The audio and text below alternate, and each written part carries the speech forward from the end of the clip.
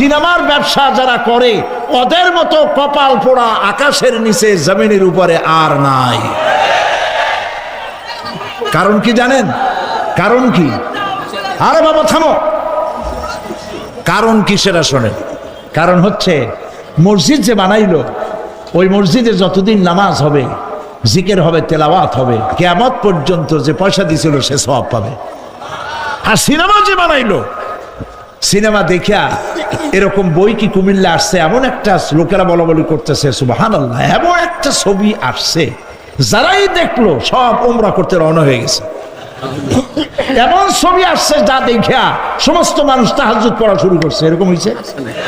যত ছবি আসলো, ছবি দেখলো, পরের মেয়ে কেমনে হাইজ্যাক করবে, কেমনে ব্রিফকেসের মধ্যে বন্দুক রাইফেল গুলি ভাঙ্গে চুরে থুইয়া 10 তলার গ্লাস ভাঙ্গা লাভ দিয়ে পড়িয়া খালের মধ্যে পড়িয়া নদীর মধ্যে দিয়ে ফুড়িয়ে উঠে পাহাড়ের উপর দিয়ে পরের মেয়ে নিয়ে দৌড় দিল। এই সব সন্ত্রাসী, ডাকাত, জেনাকার, বদমাশ তৈরি করা হয়। ঠিক না বলো?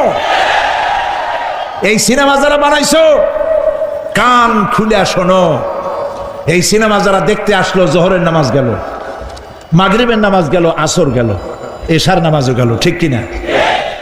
এতগুলো নামাজ গেল, আর তারপরে চরিত্র নষ্ট করলো।